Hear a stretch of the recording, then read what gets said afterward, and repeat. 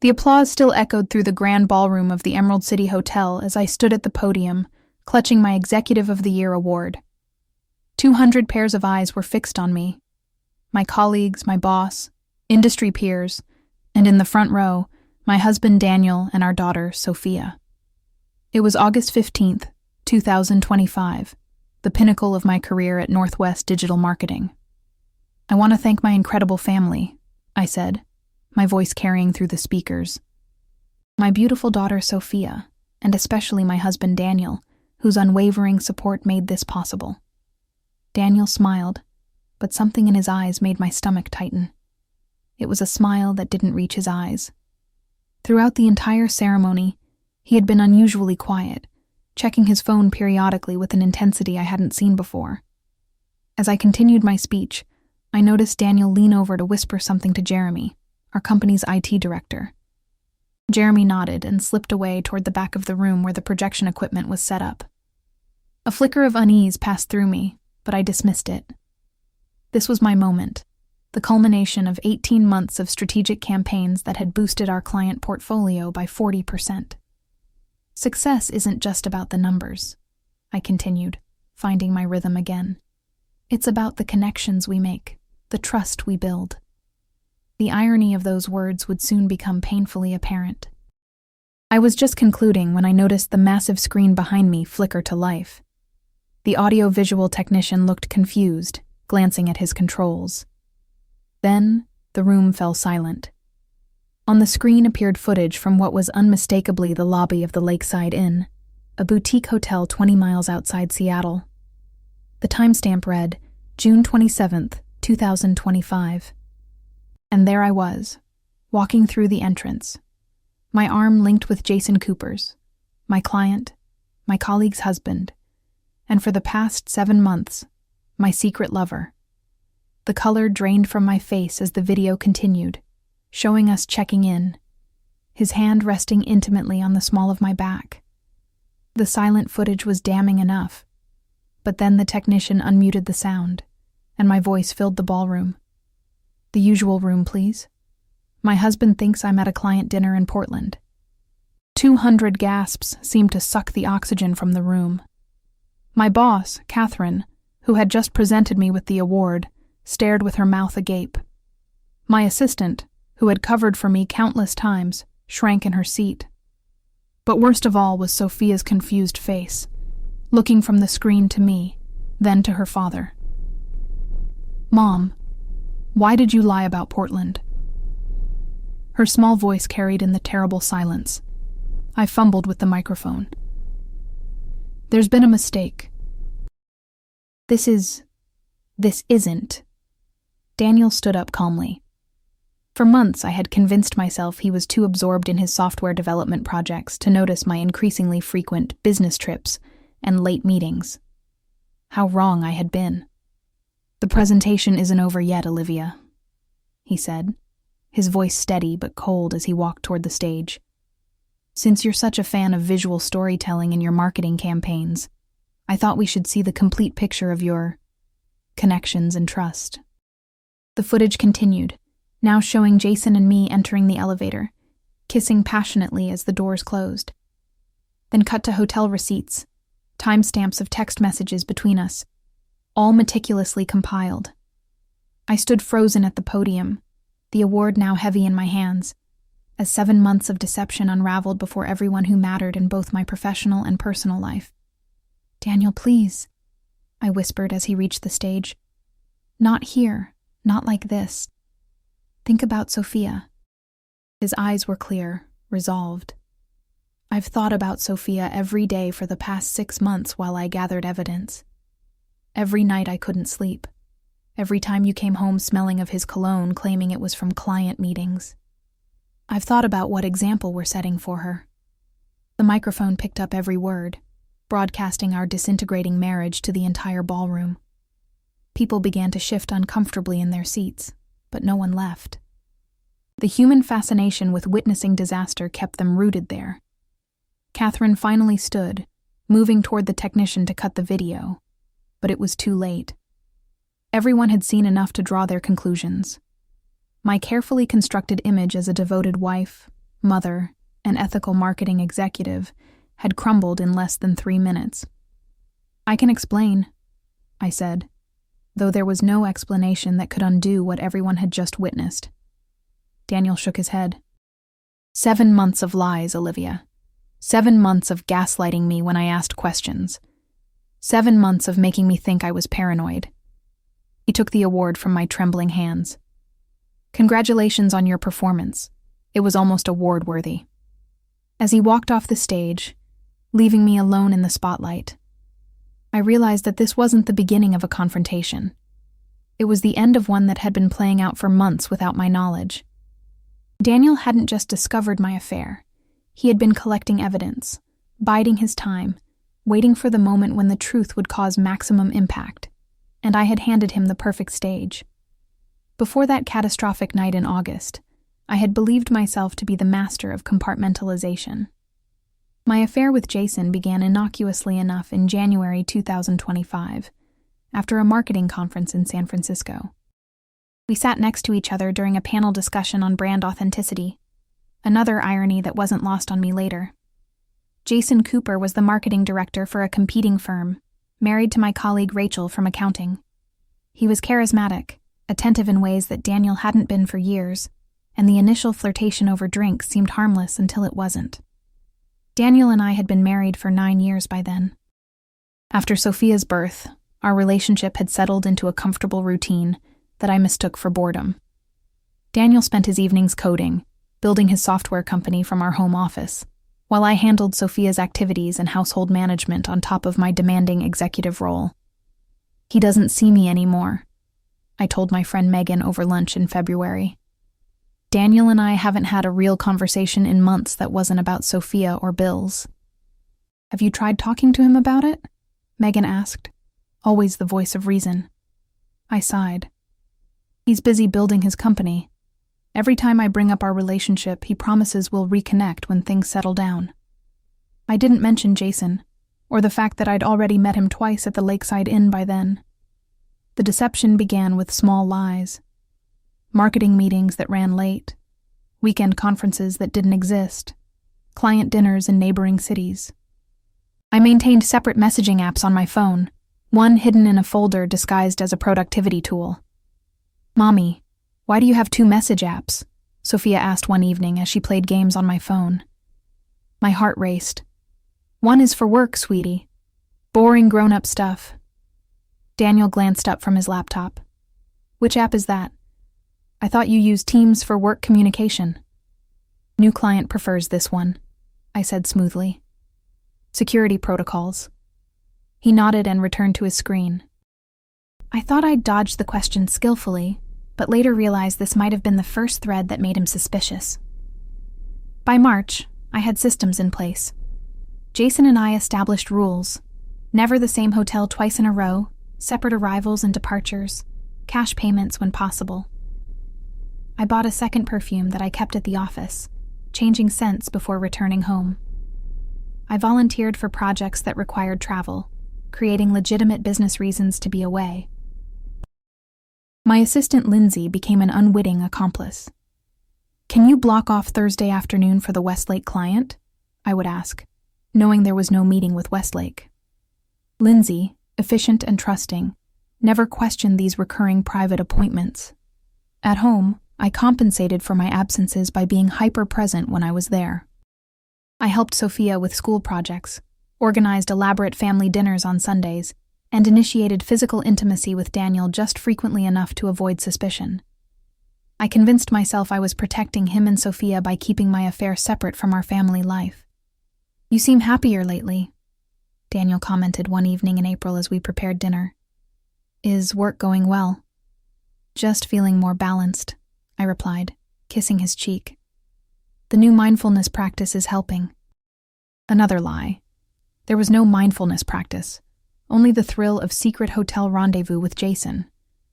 I believed I was maintaining perfect balance, never seeing the signs that Daniel was growing more observant.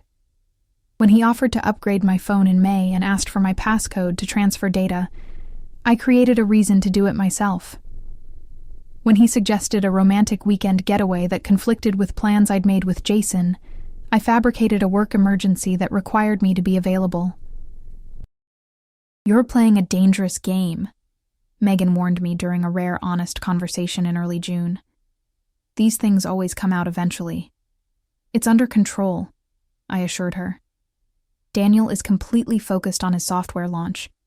He barely notices my schedule anymore." What I didn't know was that Daniel had noticed everything. Every late night, I came home with the story of a client dinner. He had been quietly verifying my whereabouts. Every weekend trip allegedly for a marketing retreat, he had been checking hotel bookings. Every text that made me smile secretly at my phone, he had observed and cataloged in his methodical mind. The true extent of my deception extended beyond the affair itself.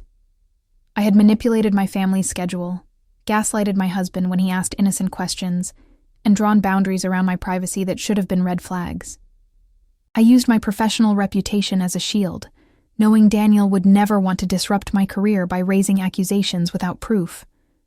If you're finding my story compelling and want to hear how my carefully constructed double life began to unravel, subscribe to get notified when the next part is released. The warning signs I missed could help you recognize deception, whether you're the one being deceived or the one doing the deceiving. By early summer of 2025, I had convinced myself that my affair existed in a perfect vacuum, sealed off from my real life with airtight precision. Each successful lie reinforced my confidence. Each unchallenged absence was a small victory that proved my system worked.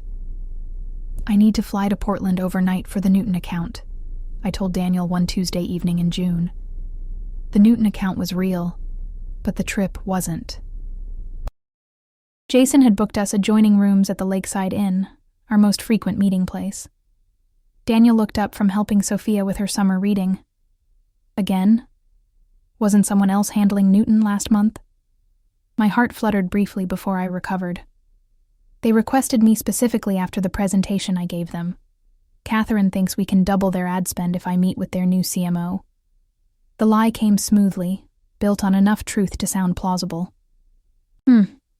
Daniel said, returning his attention to Sophia's book. "What time's your flight?" 7, I replied. "I already packed." "Want me to drive you to the airport?" "No need," I said quickly. "The company's sending a car." Later, as I kissed Sophia goodnight, she asked innocently, "Why do you have to go away so much, Mommy?" I smoothed her hair back. "Because Mommy's good at her job, and people need her help. But I always come back to you, don't I?" She nodded, seemingly satisfied. I didn't see Daniel standing in the doorway, watching this exchange with calculating eyes. The next morning, after spending the night with Jason, I called home as I always did. "How's Portland?" Daniel asked. "Rainy," I said, though I was only 20 miles from our house. "The meeting went well, though. Should be back by 6. "That's great," he replied. "Hey, can you bring back one of those specialty chocolates from the shop near your hotel? The ones with the sea salt that Sophia loves?" My stomach dropped. I had never mentioned staying near a chocolate shop in Portland. In fact, I'd never specified which hotel I supposedly stayed at during these trips.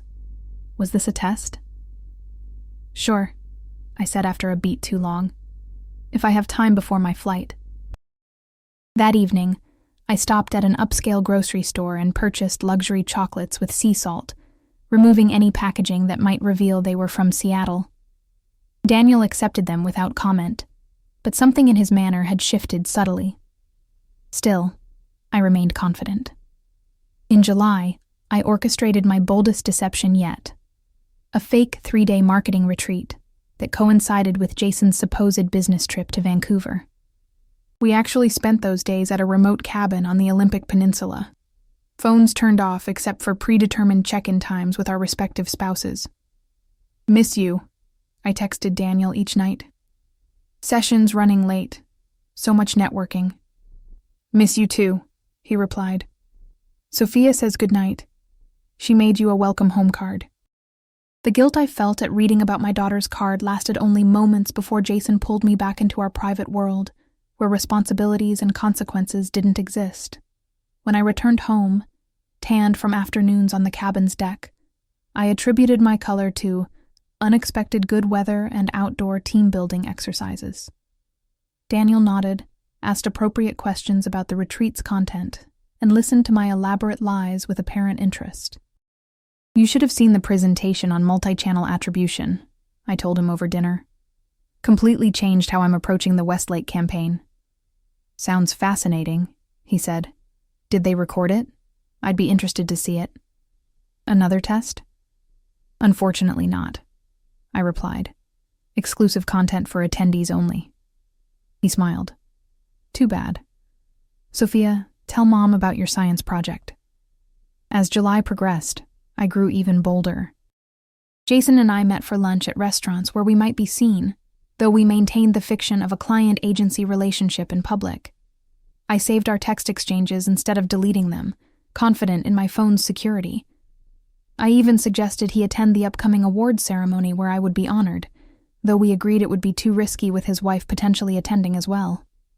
"Daniel seems completely clueless," I told Jason during one of our hotel afternoons. "He's so absorbed in his software development that he barely registers my comings and goings anymore."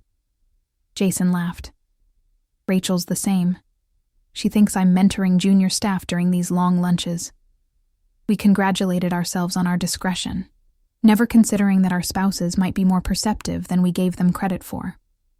My professional success during this period further bolstered my sense of invulnerability. The campaigns I developed received industry recognition, client retention reached an all-time high, and Catherine had all but confirmed my promotion to Chief Marketing Officer would be announced before year's end. "You're on fire lately," she told me after a particularly successful client presentation in late July. "Whatever you're doing, keep it up." If she only knew that my increased confidence and creative risk-taking stemmed from the exhilaration of my double life. The same deceptive skills that maintained my affair translated perfectly to marketing strategy, understanding audience psychology, controlling narratives, anticipating questions, and presenting carefully curated versions of reality. The weekend before the award ceremony, Daniel suggested a family day at the lake. It was unusually thoughtful of him. He'd been increasingly withdrawn over the previous weeks, which I attributed to his software project nearing completion. "That sounds perfect," I said, genuinely pleased by the suggestion. "Sophia would love it." We spent the day swimming and picnicking. Daniel was attentive, taking photos of Sophia and me, asking questions about work, seeming genuinely interested in my answers. It felt like the early years of our marriage, before routine and separate ambitions had created distance between us. "This was nice," I told him as we drove home, Sophia sleeping in the back seat. "We should do this more often."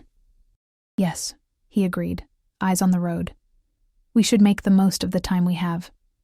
Something in his tone made me glance over, but his expression revealed nothing. I dismissed the momentary unease and reached for his hand across the console. He took it, squeezed once, then returned his hand to the steering wheel.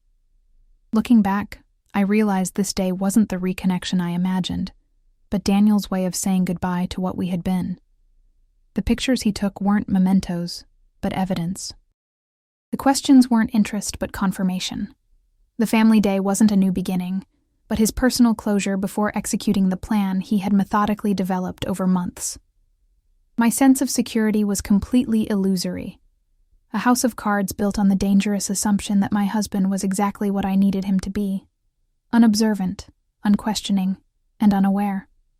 The first concrete sign that my deception was unraveling came exactly 1 week before the awards ceremony.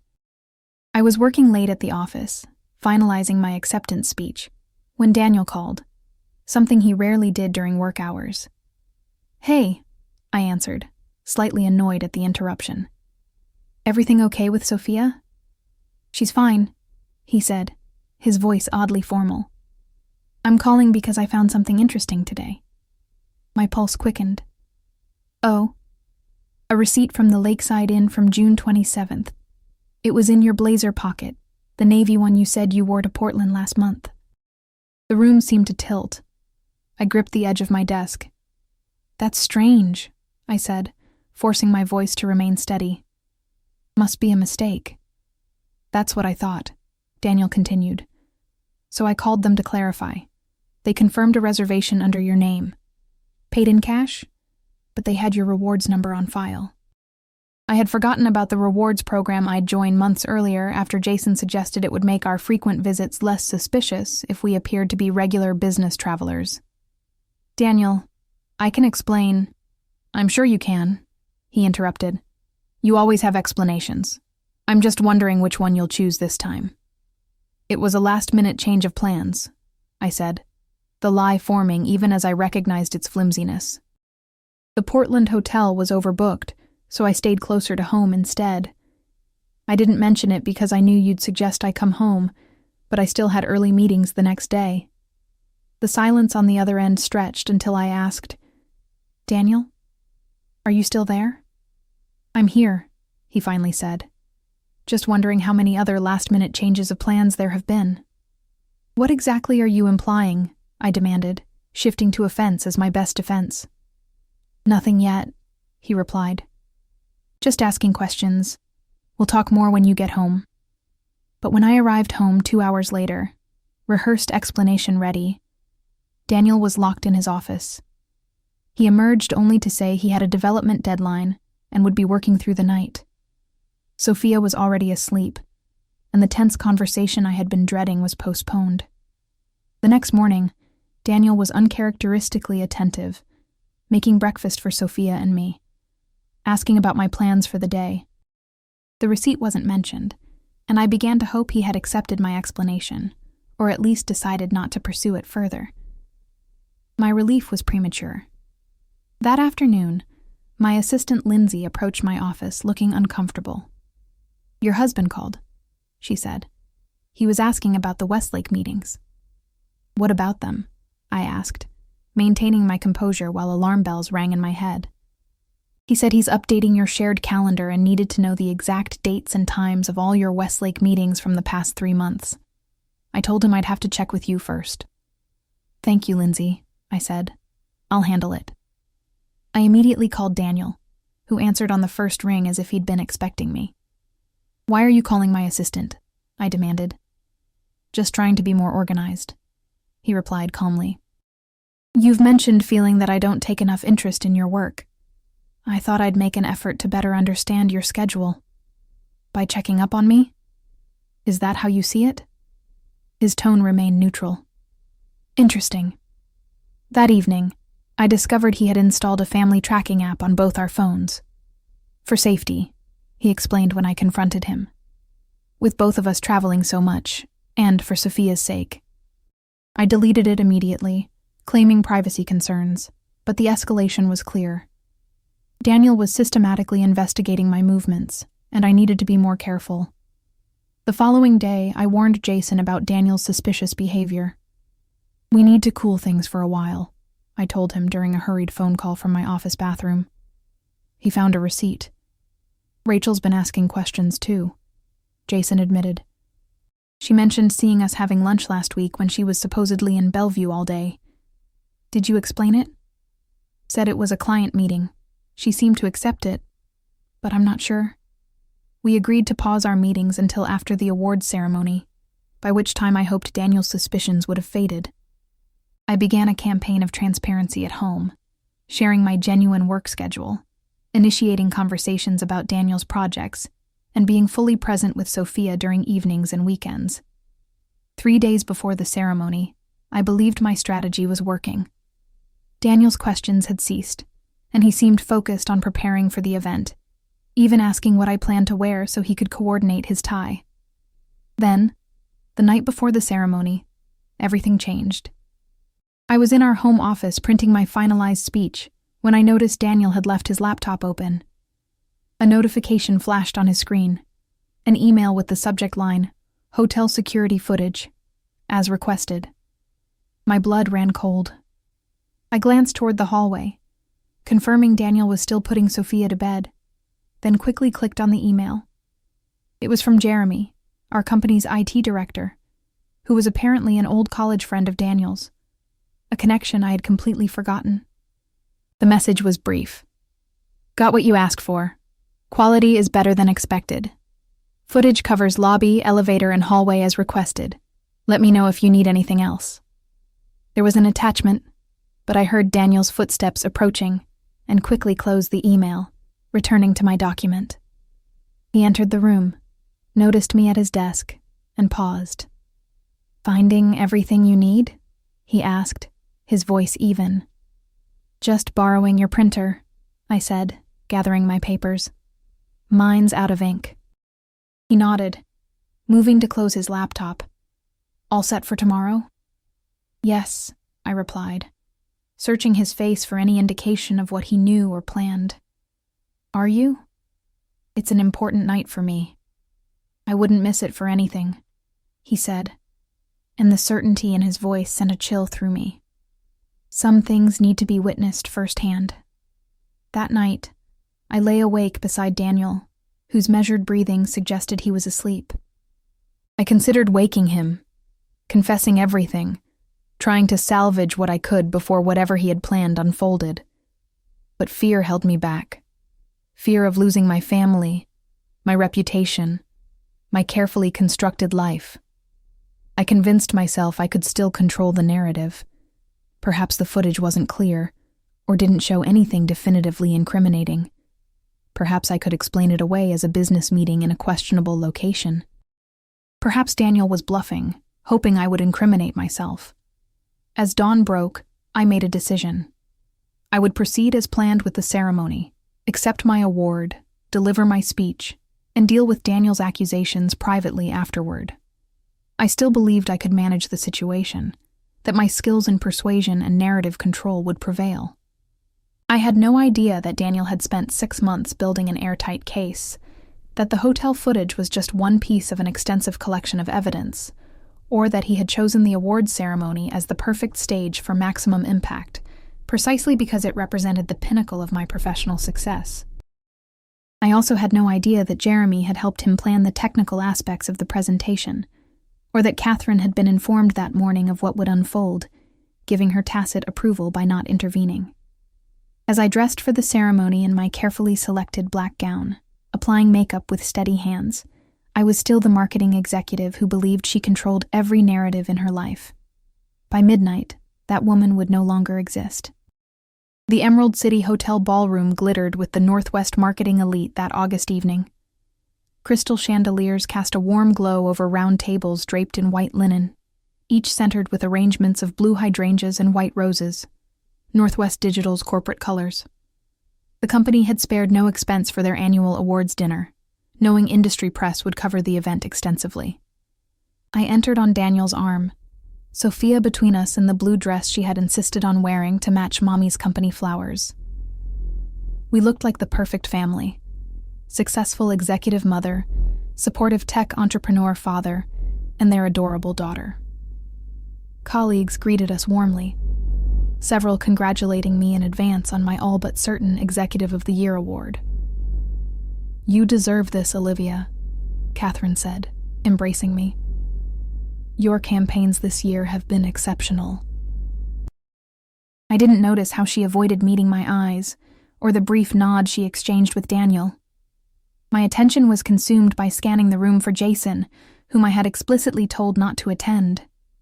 To my relief, he wasn't there, though his wife Rachel was seated at the accounting department's table across the room.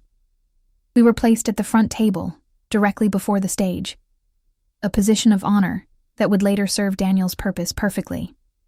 Sophia sat between us, coloring in the children's activity book provided by the event planners.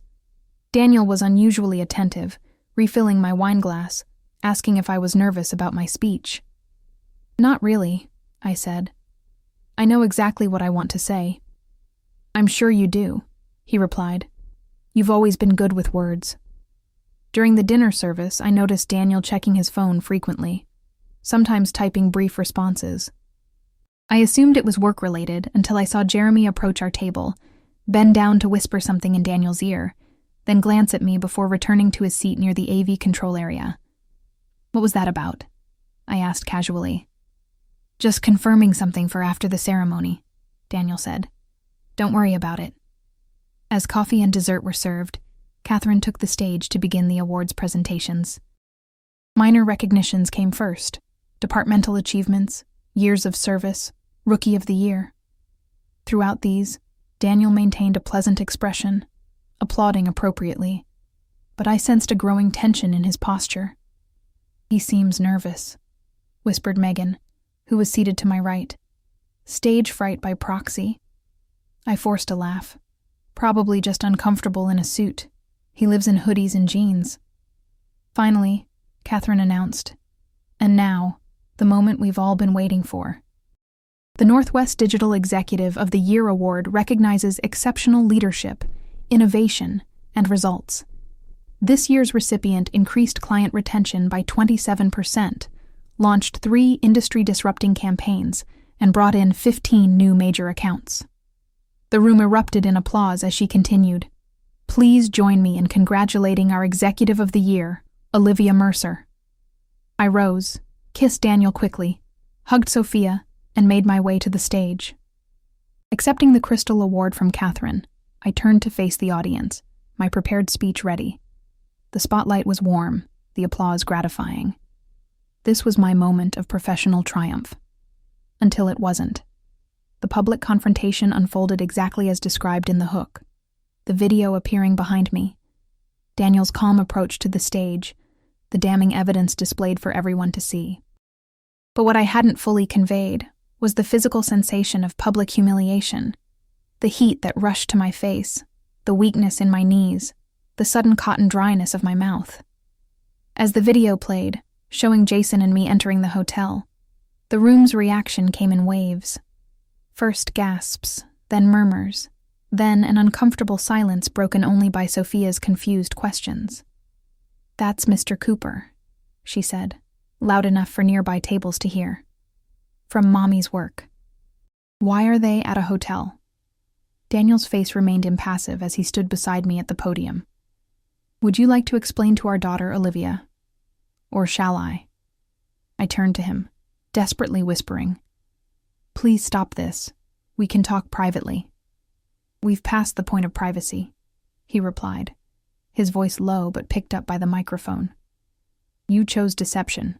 I'm choosing truth." The video continued, showing multiple dates, multiple hotels. Text message screenshots appeared, some too explicit for the mixed audience. Hotel receipts, timestamps, and location data from my phone filled the screen in a damning montage. From the accounting table, Rachel Cooper stood abruptly, her chair scraping loudly against the floor. "That's my husband," she said, her voice breaking. With Olivia." The personal and professional worlds I had worked so hard to keep separate collided catastrophically. Colleagues who had applauded me minutes earlier now stared in shock or averted their eyes in second-hand embarrassment. Catherine moved toward the stage, finally intervening. "I think that's enough," she said, signaling to the technician. "Not quite," Daniel replied. "There's context that matters here." The screen changed to show screenshots of text messages between Jason and me, discussing how we had manipulated our spouses. "Daniel's clueless," one of my messages read. "Too absorbed in his coding to notice anything." Another. "Had to cancel family weekend. Told him it was an emergency client meeting you instead." And worst of all, "Sometimes I feel guilty about Sophia, but she'll adjust. Kids are resilient." Seeing my private words displayed publicly felt like being physically struck. The calculated cruelty of my messages, stripped of context and emotion, made me unrecognizable even to myself. Daniel turned to address the room directly.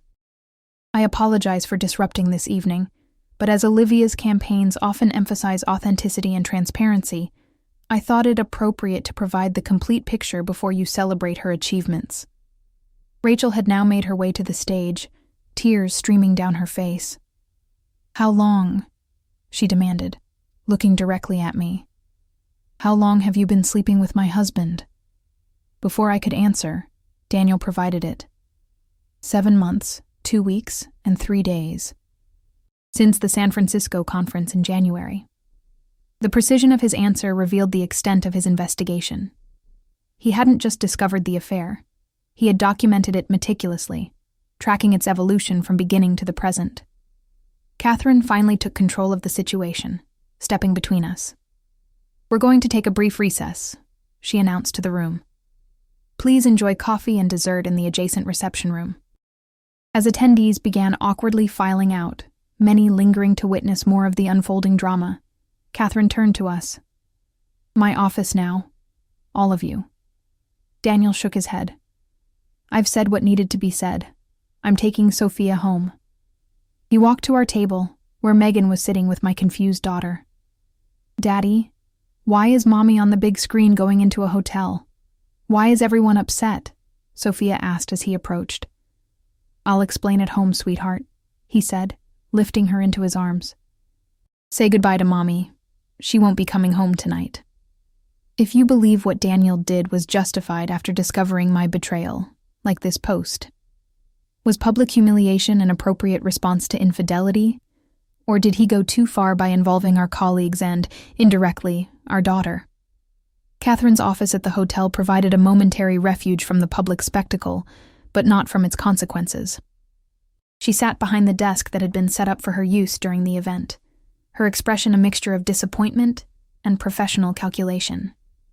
Rachel Cooper sat rigidly in one corner, mascara streaked down her face, refusing to look at me. Jeremy hovered near the door, apparently there at Catherine's request to explain the technical aspects of what had just occurred. "I want to understand exactly what happened out there," Catherine said, her voice tight with controlled anger. "Jeremy, did you help Daniel put that presentation together?" Jeremy shifted uncomfortably. "Daniel reached out about 3 months ago, said he had evidence his wife was having an affair with Jason Cooper, asked if I could help retrieve some digital evidence. And you didn't think to inform me that you were planning to hijack our corporate awards ceremony for a personal vendetta?" Catherine demanded. "I only told him about the hotel security footage," Jeremy defended himself. "I had no idea he was planning to do this tonight. He just asked me to queue up a video file during Olivia's speech." Catherine turned to me. "Is it true? The affair with Jason Cooper?" This was my moment to mount a defense, to salvage what I could from the wreckage of my reputation. I straightened in my chair, drawing on years of experience handling PR crises for clients. "The situation is more complicated than what Daniel presented," I began carefully. "Yes, Jason and I became close while working on several joint projects. There were moments of indiscretion. But Daniel's portrayal of a calculated ongoing deception is manipulated to cause maximum damage." Rachel made a sound somewhere between a laugh and a sob. "Moments of indiscretion? You've been sleeping with my husband since January." "Rachel, I'm so sorry you found out this way," I said, turning toward her. "What happened between Jason and me was never intended to hurt you." "Save it," she snapped. "I've seen the evidence. The texts where you both laughed about deceiving us, the hotel visits during supposed business trips." She stood abruptly. "I need to find Jason. He's not answering his phone." After she left, Catherine fixed me with a hard stare. "Olivia, we need to address the professional implications of this situation. Half the industry just witnessed you being exposed for having an affair with a client's husband who also works for a competitor. The ethics violations alone." "The relationship never affected my work," I interrupted. "My campaigns have been more successful than ever. The numbers speak for themselves." "Numbers aren't everything," Catherine replied. "Trust is, and right now, your credibility is severely compromised." I leaned forward, switching tactics. "Daniel orchestrated this to deliberately destroy my career. This was a premeditated attack on my professional reputation using private marital issues as ammunition. If anyone should be facing consequences, it's him for hijacking a corporate event for personal revenge." Jeremy spoke up from his position near the door. "That's not entirely accurate. Daniel tried to handle this privately first. He told me he confronted you with initial evidence last week, and you denied everything. The public approach was his last resort." "You have no idea what happened between us," I shot back. "And neither does Catherine. This is a personal matter that's been weaponized to humiliate me professionally. I could sue for defamation." Catherine's expression hardened.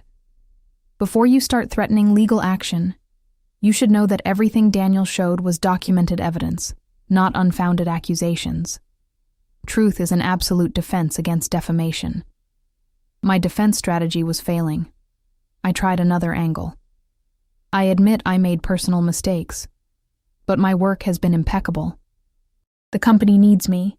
The Westlake campaign launches next week, and the Thornhill pitch is scheduled for... Both will be reassigned, Catherine interrupted. Effective immediately. You're on administrative leave pending an ethics review. You can't be serious, I said, shock giving way to anger. Over a personal indiscretion that has nothing to do with my job performance? Catherine stood, signaling the conversation was ending. It has everything to do with judgment and trustworthiness. You carried on an affair with a competitor's employee who is married to your colleague, used company time and resources to facilitate your deception, and lied repeatedly to cover it up.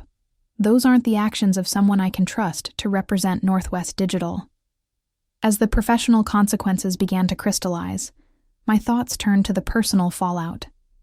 Daniel had taken Sophia home, telling her things that would shape her perception of me forever.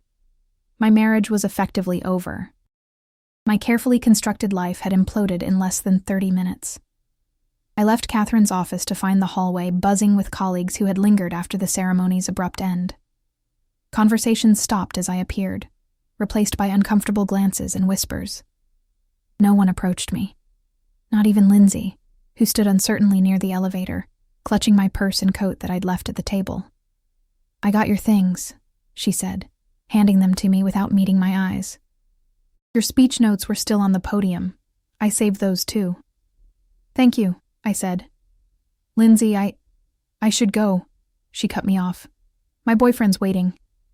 Outside the hotel, rain had begun to fall, matching my circumstances perfectly. I called a rideshare, having arrived with Daniel and Sophia. As I waited under the awning, my phone buzzed with a text from Jason. Rachel knows everything. She's leaving with the kids tonight.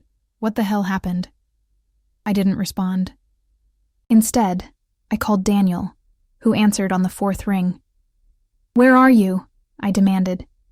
We need to talk about what you're telling Sophia. We're at my parents' house, he replied, his voice flat. Sophia's asleep. I told her we'd both explain things to her tomorrow. Your parents? So they already know too? Who else have you told? My voice rose with each question. Olivia, Daniel said quietly. Everyone knows. That was the point. The point was to humiliate me, I countered. To destroy everything I've built professionally. This was calculated cruelty. Yes, he agreed, surprising me with his candor. It was calculated. Just as calculated as your 7 months of lies. The difference is, I only dealt in truth. Truth without context is manipulation, I argued. You didn't show the problems in our marriage that led to this. The years of emotional neglect while you built your company. The way you barely noticed me unless I was serving your needs. His laugh was hollow. Is that the story you're telling yourself? That I drove you to cheat? I have copies of your text to Jason where you call our marriage comfortable and secure, hardly the language of someone suffering from neglect. I changed tactics. What about Sophia? Did you think about how this public spectacle would affect her? Children at school will talk. Their parents were at that ceremony. I thought about Sophia every day for the past 6 months, Daniel replied, echoing his words from the stage. Every time you missed her soccer game for a non-existent client meeting. Every time she asked why mommy was away so much. I thought about what example we were setting by living a lie. So your solution was to blow up her entire world in one night, I challenged. My solution was to stop participating in your deception, he corrected me. Sophia deserves at least one parent who values honesty. Before I could respond, he continued. I'm filing for divorce tomorrow morning. My attorney will contact you. For tonight, find somewhere else to stay. I've changed the locks. You can't keep me from my home, I protested. Or from Sophia. I'm not keeping you from Sophia, he said. But the house is legally mine, purchased before our marriage with my inheritance. Check the deed. As for custody, We'll let the court decide how much time a child should spend with someone who was willing to sacrifice family stability for an affair. The rideshare arrived, its headlights cutting through the rain. "This isn't over, Daniel," I said. "It was over the moment you chose to lie instead of addressing whatever issues you thought we had," he replied. "Tonight was just making it official." He hung up, leaving me standing in the rain with my awards nightgown soaked and my carefully applied makeup running down my face, a physical manifestation of my dissolving facade. In the back of the rideshare, I tried one last defense, this time to myself. I scrolled through old photos of Daniel, Sophia, and me, searching for evidence that my narrative was the correct one, that Daniel had been distant, that our marriage had problems justifying my actions, that what I had done was understandable, if not excusable. But the photos told a different story. Daniel at Sophia's school events, family vacations where we all looked happy, holiday celebrations, ordinary moments of domestic life that I had risked and ultimately sacrificed for the excitement of an affair. The driver glanced at me in the rearview mirror. "Rough night?" I nodded, unable to formulate a response that wouldn't sound like either self-pity or self-justification. "Where to?" he asked. It was a simple question that suddenly had no easy answer. Home was no longer an option. Friends would have already heard what happened and chosen sides. Hotels held too many associations with my affair. "The Fairmont," I finally said, naming a downtown hotel I had never visited with Jason. "Just for tonight." As the car wound through Seattle's rain-slicked streets, I realized my defense attempts had failed on every front, with Catherine professionally, with Daniel personally, and even with myself. The evidence was too comprehensive, too damning, and most devastatingly, too true. The morning after the awards ceremony disaster dawned gray and somber. I woke in the unfamiliar Fairmont hotel room, momentarily disoriented before the events of the previous night crashed back into my consciousness. My phone displayed dozens of missed calls and messages. From Jason, from Megan, from my parents who had apparently already heard, from colleagues expressing everything from sympathy to thinly veiled professional concerns. Nothing from Daniel. Nothing from Catherine. I forced myself to shower and dress in the same clothes from the night before, now wrinkled and still faintly damp.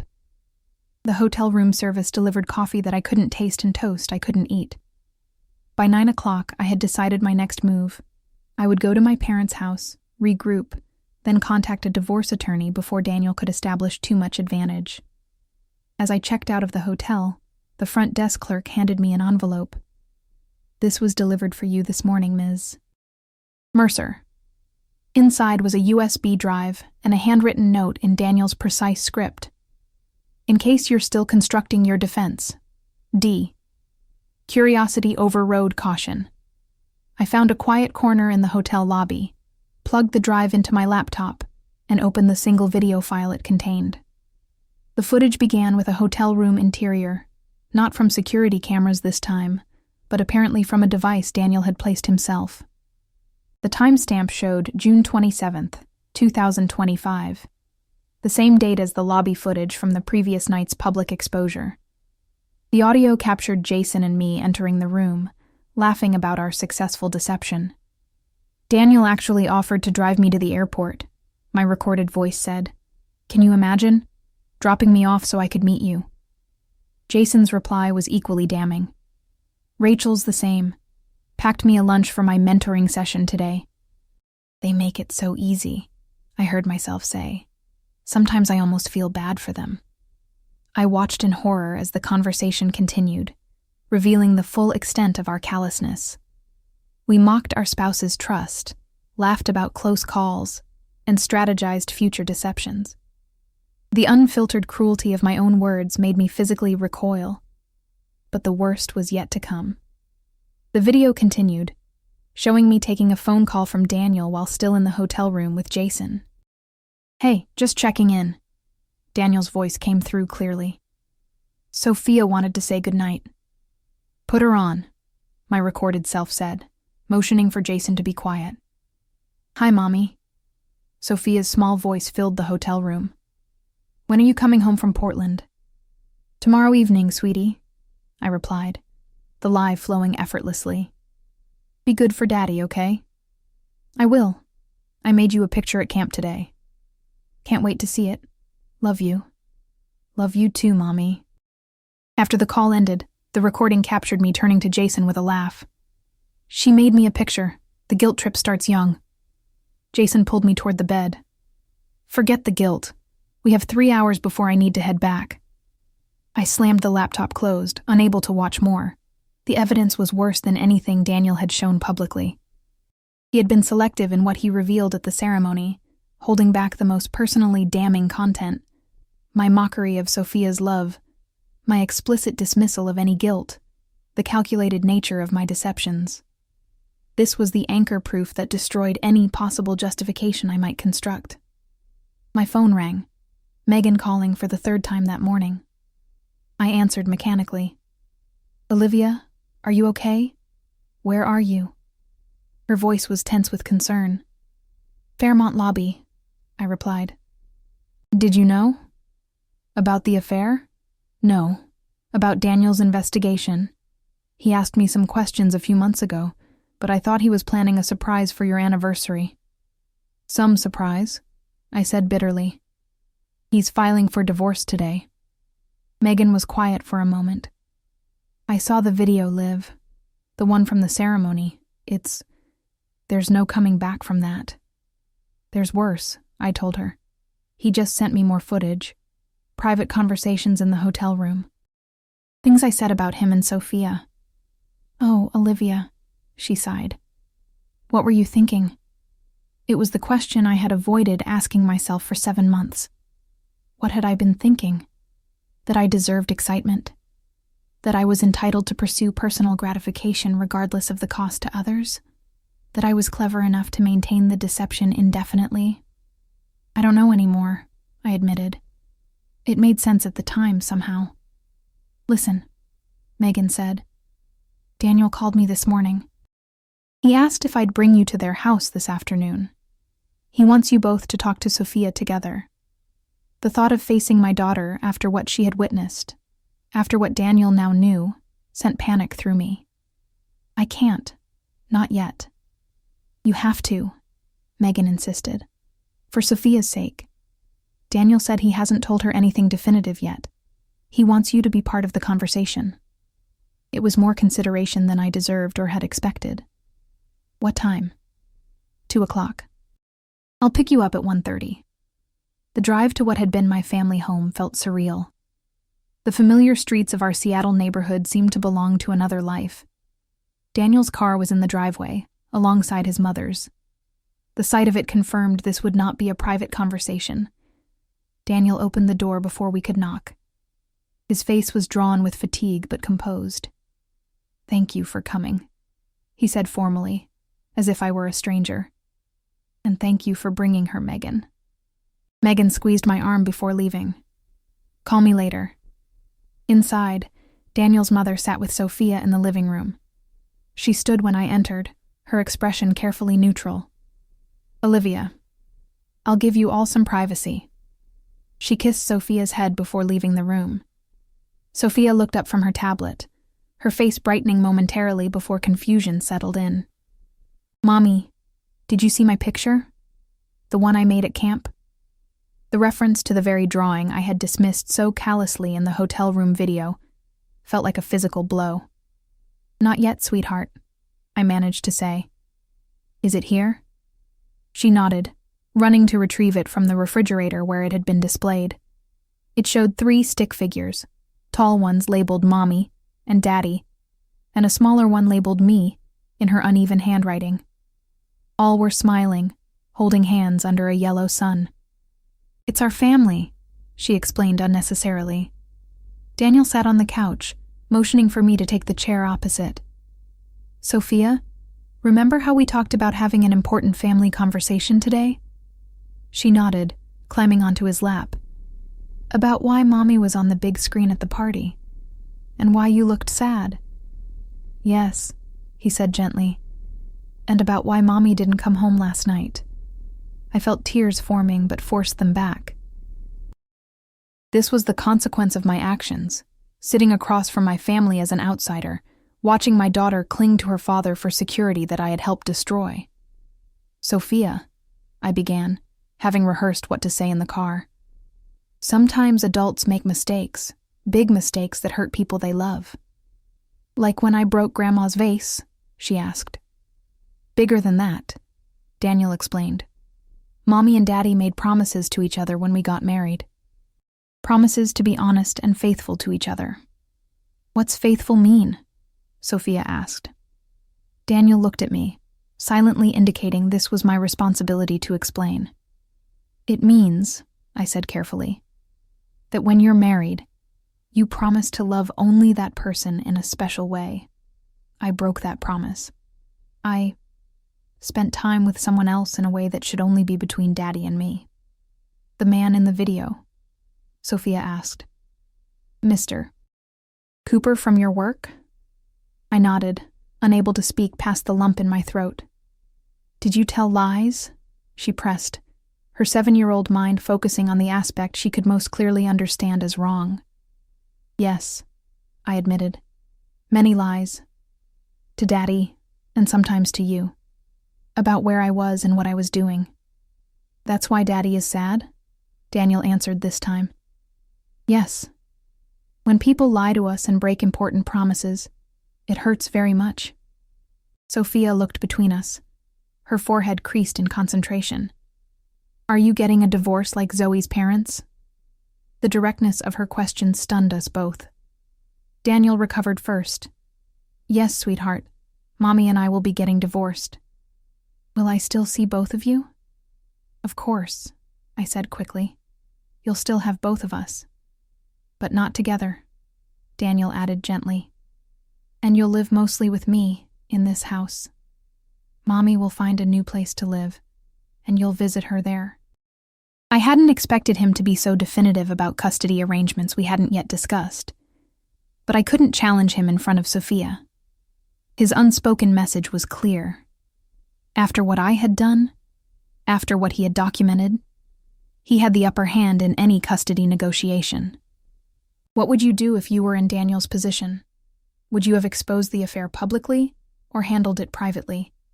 And what consequences do you think are fair for someone who betrays their family's trust? Share your thoughts in the comments. 3 months after that fateful August night, the dust had begun to settle into new patterns. The divorce was finalized with surprising speed.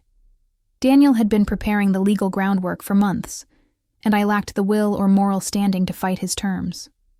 The settlement left me with my personal belongings, my car, and a financial package that was generous considering the circumstances, but far less than an equitable division would have granted.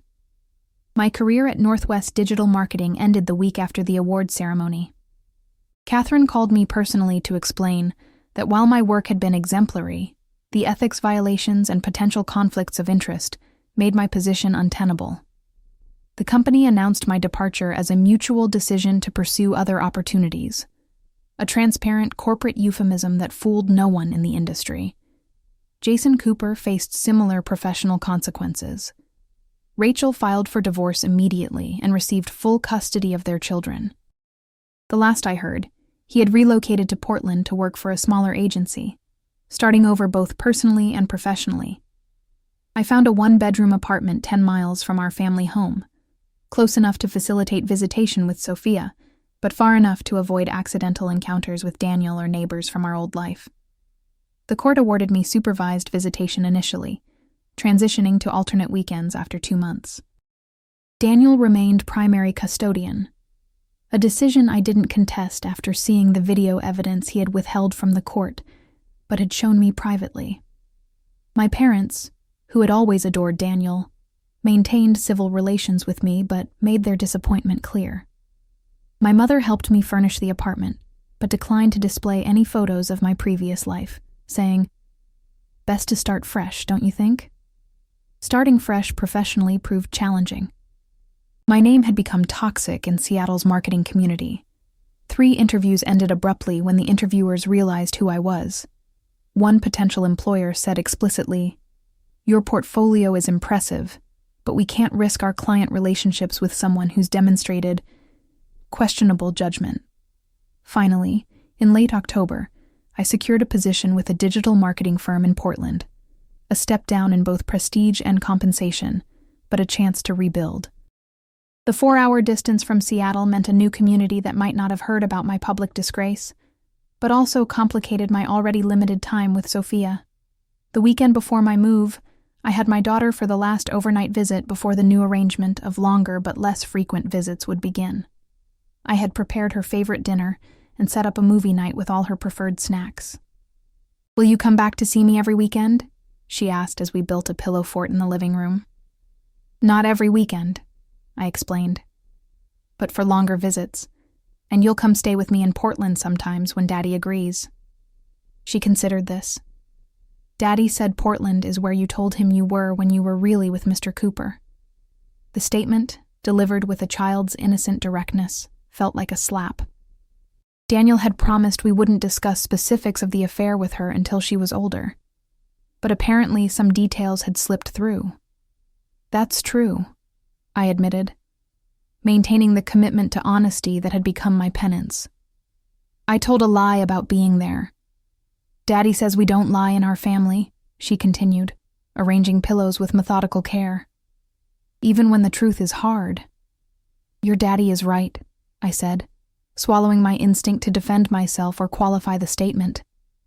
"He's teaching you something very important." The next morning, Daniel arrived to pick her up earlier than scheduled. He stood awkwardly in my apartment entryway, taking in the sparse furnishings and boxed belongings prepared for my imminent move. "Portland," he said, noticing the address labels on some boxes. Ironic. "It was the best offer I received," I replied. "Actually, it was the only offer." He nodded, unsurprised. "The industry is smaller than people think. Word travels." Sophia emerged from the bedroom with her overnight bag. "I'm ready, Daddy." "Say goodbye to Mommy," he instructed. "Remember, you won't see her for 2 weeks, but then you'll have a long weekend together." She hugged me tightly.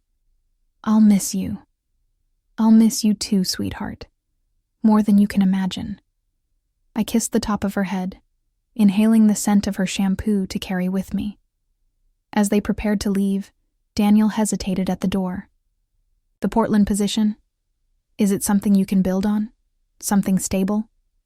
The question surprised me, the first indication he had given that my well-being mattered at all to him anymore. "I think so. It's a smaller firm, but growing. The creative director seems willing to look past everything." He nodded. "Good. Sophia needs you to be stable." The acknowledgement that I still had a place in our daughter's life, despite everything, loosened something in my chest. "I'm trying, Daniel. I know it doesn't change anything, but I am sorry. For all of it." His expression remained neutral, but something shifted in his eyes. "You know what the hardest part was? Not the affair itself. It was watching you lie so effortlessly to me, to Sophia. Seeing how good you were at it. It made me question every true thing I thought we had." "Not everything was a lie," I said quietly. "I did love you. I do love Sophia. The rest, I don't have an explanation that makes sense even to me anymore." He looked at me for a long moment, then checked his watch. "We should go. Sophia has soccer at 11. As they turned to leave, Sophia asked innocently, "Can Mommy come watch my game?" Daniel paused, considering. "Not today, sweetheart, but maybe when she visits next time." At the door, he turned back one last time. "The video I showed you privately, I deleted all copies. It won't ever surface. That part is between us." It was a small mercy, but more than I had expected or deserved. "Thank you." "I didn't do it for you," he clarified. "No child should ever hear their mother speak about them that way. Sophia will never know what was on that recording." As they walked to his car, I heard Sophia ask, "Daddy, why did Mommy have to move away?" Daniel crouched down to her level in the apartment complex parking lot. His response carried clearly in the morning air. "Sometimes people make choices that change everything, Sophia. And once the truth comes out, There's no going back to before. Remember that. The truth always finds its way to the surface. He helped her into the car, closed the door, and looked back toward my window where I stood watching. There was no anger left in his expression, only a finality that closed the door on our shared past more definitively than any divorce decree. The truth was always there on camera, Olivia. He called up to me. I just waited until you had the perfect audience. As their car pulled away, carrying my daughter to a soccer game I wouldn't see, and a life in which I was now a part-time participant, I finally understood the full consequences of my choices. The affair had ended, but so had the life I had built. The lies had been exposed, but truth offered no comfort. I closed the window and turned to face my boxed belongings, ready for transport to a new city where I would be known only as a divorced marketing professional with weekend visitation rights. The bare facts of my situation without the dramatic context of how I arrived there.